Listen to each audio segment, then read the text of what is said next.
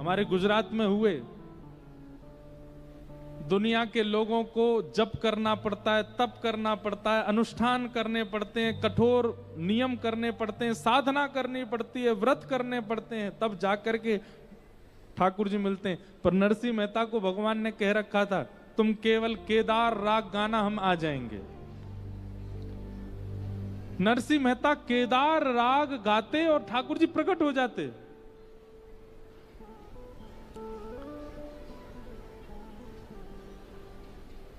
नरसिंह मेहता रोज केदार राग गाते थे मंदिर में बैठ करके। नरसिंह मेहता को तो चलते फिरते ठाकुर जी दिखते, पर जितने श्रोता बैठते थे उन श्रोताओं को भी ठाकुर जी की कोई ना कोई झांकी का अनुभव होता था। कभी ठाकुर जी की माला गिर जाती थी, कभी ठाकुर जी की वंशी हिल जाती थी, कभी ठाकुर जी का मुकुट टेढ़ा हो जाता, कभी ठाकुर जी के कानों के कुंडल हिलने लगते। नरसिंह मेहता को तो प्रत्यक्ष ठाकुर जी दिखते, पर बाकी सब श्रोताओं को नरसिंह मेहता के प्रभाव से ठाकुर जी की लीला का कुछ ना कुछ अनुभव होता। नरसिंह मेहता बहुत दीन थे, ज्यादा धन नहीं था उनके पास। एक बार घर में कोई बहुत जरूरत थी तो किसी सेठ से उन्होंने पैसे उधार ले लिए, बहुत दिन तक लौटाए नहीं। तो सेठ ने कहा, भाई पैसा दे दो। नरसिंह मेहता बोले, हम पे है नहीं, क्या करें? आप एक काम कीजिए, कुछ और ले जाइए धन के बदले। बोले, और कुछ भी तो तुम्हारे पास नहीं, ना तुम्हारे पास घर है, ना तुम्हारे पास कोई बैलगाड़ी है, ना तुम्हारे पास कोई व्यवस्था है, क्या लेके जाएं हम? तब सेठ जी के मुनीम जी बोले, सेठ जी, इसके पूरे नगर में ख्याति है कि जब ये मंदिर में जाता है दुनिया भर के राग गाता है, तब तक तो कोई बात नहीं, पर जैसे ये केदार राग गाता है ठाकुर जी की माला गिर जाती है। इसके पूरे नगर में इसी बात से ख्याति है। इससे कहो अपना केदारा राग गिरवी रखे, जब तक हमारा कर्जा ना चुकाए तब तक केदार राग नहीं गाएगा। सेठ जी बोले, हाँ ये बढ़िया है भाई, सुनो, हमको केदारा राग गिरवी रखो, जब तक कर्जा नहीं चुकाओगे, केदार राग नहीं गाओगे तुम मंदिर में जाके। केदार राग कैसे है? नाचो बहुत गोपाल अब मैं, नाचो बहुत गोपाल, काम क्रोध को पहर चोलना, कंठ विषय की मां, नाचो बहुत गोपाल अब मैं, नाचो बहुत गोपाल। ये राग केदार।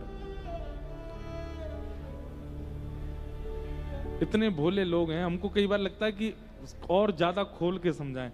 इस पद को राग मत मान लेना। एक बार पंजाब में हमारी कथा चल रही थी, नहीं पंजाब में नहीं थी, पंजाब के लोगों ने कथा कराई थी कहीं और।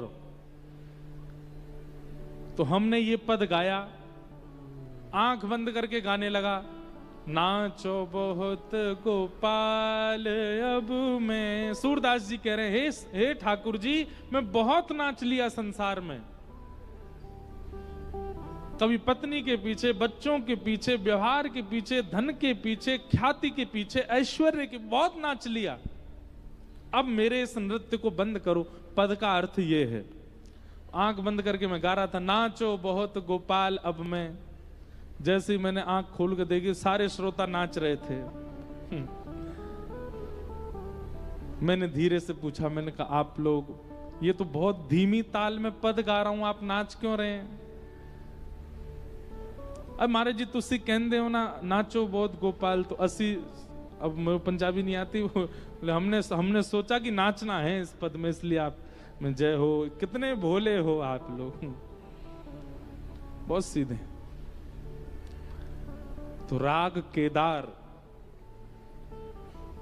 धुन को कहते हैं, जिस धुन में हमने गाया वो धुन राग केदार है। तो ठाकुर जी नरसिंह मेहता राग केदार गाते थे। आज सेठ जी के यहाँ गिरवी रख दी, जब तक कर्जा नहीं लौटाऊंगा तब तक राग केदार नहीं गाऊंगा। नरसिंह मेहता बोले ठीक है भगवान, जब तक आपका कर्जा नहीं लौटाऊंगा राग केदार नहीं गाऊंगा। अब संभवतः आज ही के दिन मंदिर में कुछ परीक्षक आए हुए थे परीक्षा लेने के लिए नरसिंह मेहता की। उन्होंने कही, बोले कि ये राग केदार में कोई ताकत नहीं है, नरसिंह मेहता की भक्ति में कोई सामर्थ्य नहीं है। नरसिंह मेहता पतले सूत की माला पहना देता है ठाकुर जी को और भारी भारी उसमें फूल धर देता है और धीमी गांठ लगाता है। जैसे ही गाना शुरू करता है उसी समय माला टूट के गिर जाते, लोग ताली बजाने लगते हैं। आज मोटे सूत में माला पिरो के हम पहनाएंगे ठाकुर जी को, और आज गिरा के दिखाए। और आज ही नरसिंह मेहता राग केदार गिरवी रखे आए थे जिससे ठाकुर जी प्रकट होते थे। ऐसी आपकी तरह भीड़ बैठी थी, परीक्षा लेने वाले भी वहीं बैठे थे। उन्होंने अपने हाथ से माला पहनाई थी, बोले हाँ नरसिंह मेहता आज माला घेर के दिखाओ ठाकुर जी की। नरसिंह मेहता बोले बड़ी विडंबना, पहले राग यमन गाया, फिर भैरव गाया, फिर भीम पलासी गाया, फिर जय जयवंती गाया, सारे राग गाए, लेकिन केदार कैसे गाएं? वो तो गिरवी रख के आए। और सेठ जी के मुनि वहीं खड़े खड़े सुन रहे थे, कहीं केदार गाए ना, गिरवी रख के आया है। नरसिंह मेहता ठाकुर जी से बोले ठाकुर जी कुछ करो, मुझे परीक्षा में विफल होने का भय नहीं है, पर इतने लोगों के चित्त में जो आपके प्रति विश्वास और केदार के प्रति विश्वास, भक्ति के प्रति विश्वास है, वो विश्वास खत्म हो जाएगा, कुछ करो। ठाकुर जी इतने में ही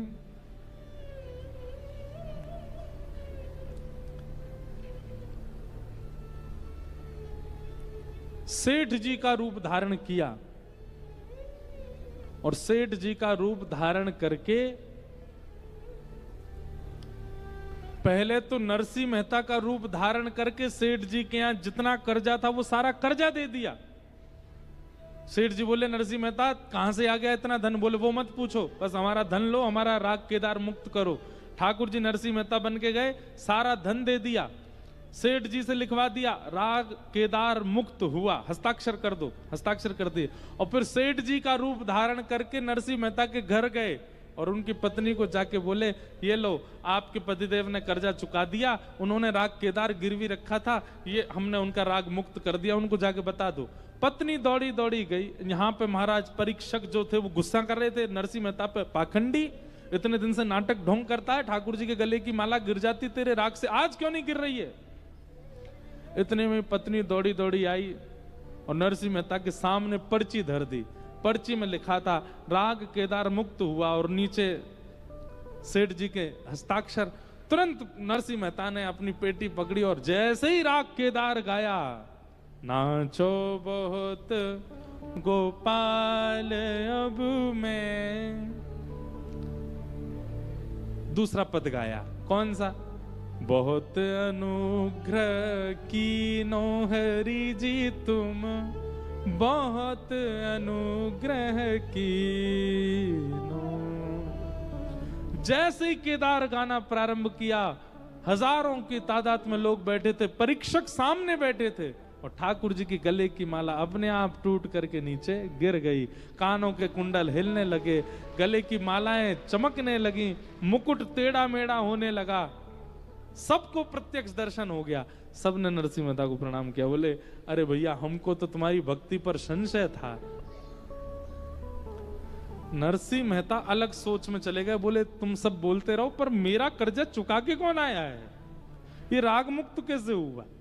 नरसिंह मेहता दौड़े दौड़े सेठ के पास गए, भैया आपने हमारा राग मुक्त कर दिया। बोले तो क्यों, आपने कर्जा चुका दिया ना इसीलिए तो मुक्त किया। बोले कैसे चुका दिया? बोले आप आए थे, आकर के आपने सारा पैसा दिया, हमने आपसे पूछा भी था भाई कहां से लाए, आपने कहा वो सब छोड़ो, बस कर्जा पूरा करो, हमारा राग मुक्त करो, हमने कर दिया। बोले मैं आया था? बोले हाँ। पत्नी से पूछा तुम्हारे पास मेरे राग की मुक्ति का पर्चा लेके कौन आया था? बोले मेरे पास सेठ जी आए थे। सेठ जी के पास नरसिंह मेहता बन के गए और पत्नी के पास सेठ जी बन करके गए। नरसिंह मेहता समझ गए, बोले भैया ये कर्जा चुकाना, राग मुक्त करना, ये भी सब ठाकुर जी की लीला, सब ठाकुर जी ने किया। तो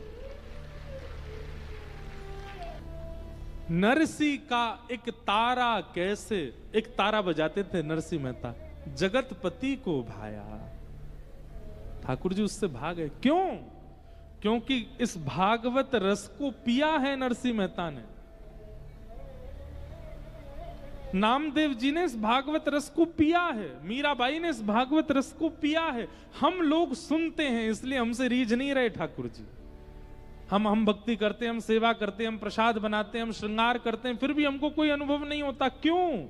क्योंकि हम कथा सुनते हैं, सुनने वाले हैं, और सुनने वाले में रस आया नहीं है, और रस आएगा नहीं तब तक रासेश्वर कैसे प्रसन्न होंगे?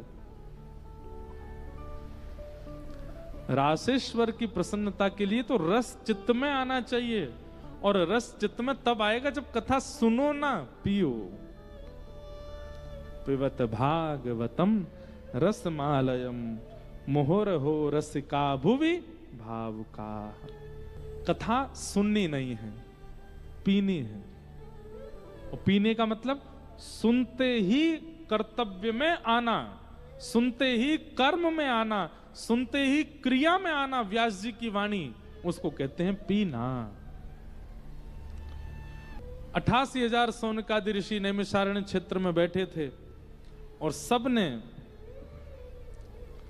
मानव कल्याण के लिए यज्ञ किया, पर यज्ञ से कल्याण साधन दिखा नहीं। तभी वहां सूत जी का आगमन हुआ, और सूत जी से 88,000 सौनकादि ऋषियों ने मानव कल्याण के लिए 6 प्रश्न पूछे। कौन कौन से 6 प्रश्न? किम श्रेय शास्त्र सारः स्ववतार प्रयोजनम, किम कर्म के अवतारश्च धर्मः कं शरणं व्रज।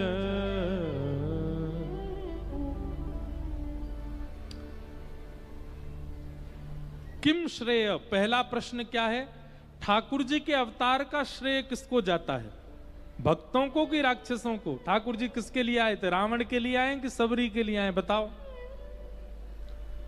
ठाकुर जी जटायु, सबरी, हनुमान आदियों के लिए आए कि रावण को मारने के लिए आए थे?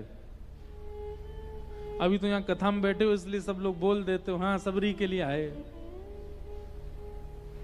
पर कहीं ना कहीं हमारा चित्त ये बात भी मानता है कि रावण के लिए ठाकुर जी आए थे। नहीं, श्रीमद् भागवत में स्पष्ट भगवान कहते हैं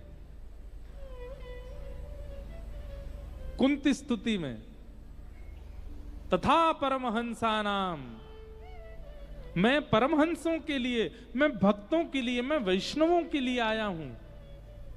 राक्षसों को मारना मेरी प्रायोरिटी नहीं है।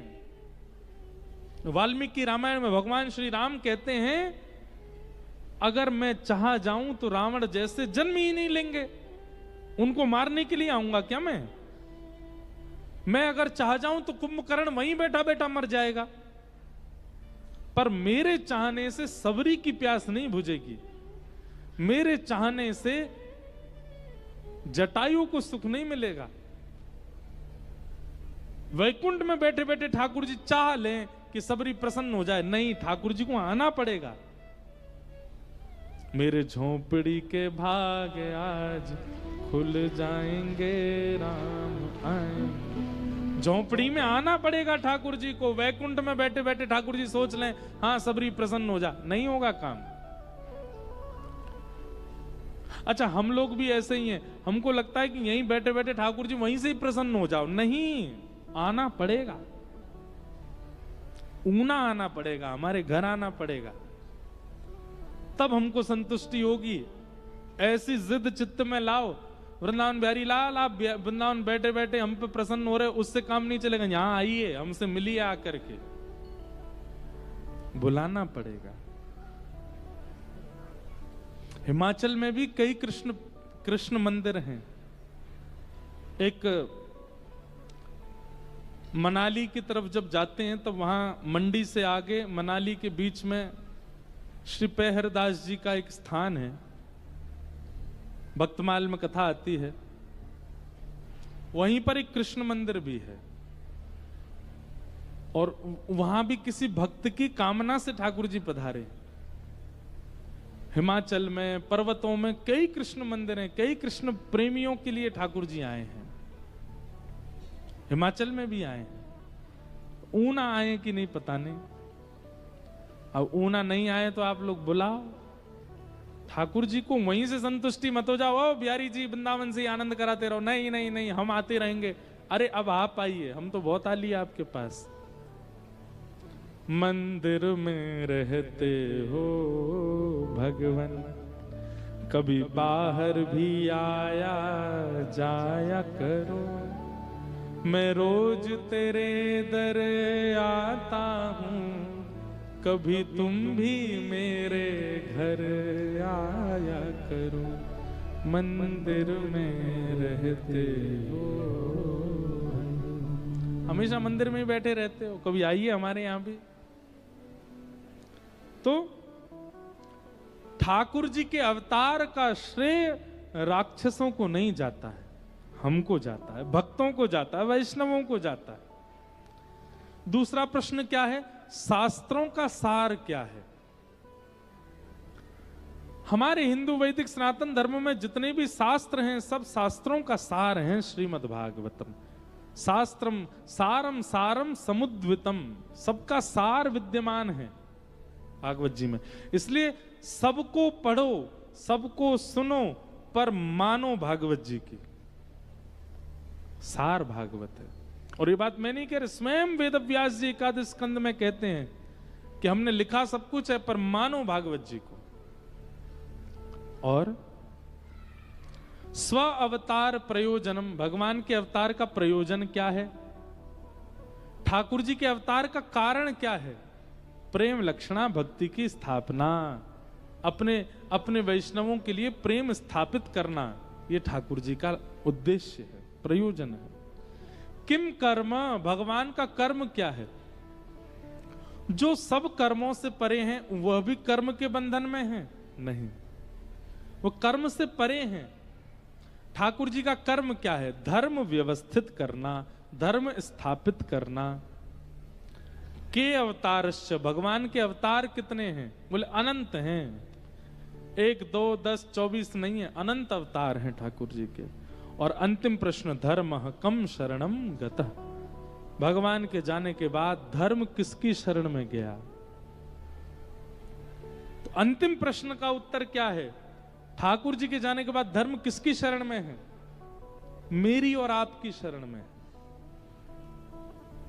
हम रक्षा करें धर्म की, हमारा कर्तव्य है। धर्म हमारे भरोसे छोड़ के गए ठाकुर जी। जो लोग ऐसा कहते हैं कि धर्म क्या कहता है, वेद शास्त्र क्या कहते हैं, संत क्या कहते हैं, हमें उससे क्या मतलब, हम अपना जीवन जिएंगे, वो एक प्रकार से घनघोर अपराध कर रहे हैं, पाप कर रहे हैं। ठाकुर जी आपको दायित्व दे के गए हैं धर्म के पालन का, आप नहीं भाग सकते उससे। धर्म का कर्तव्य करना प्रत्येक मानव का धर्म है, कर्तव्य है, धर्म की रक्षा। ये 6 प्रश्न किए और इन 6 प्रश्नों के उत्तर में अब 6 दिवस की कथा का क्रम चलेगा। इस प्रकार भागवत जी के संपूर्ण भाव 3 श्लोकों में मंगलाचरण, 6 प्रश्न आदि आदि किए गए।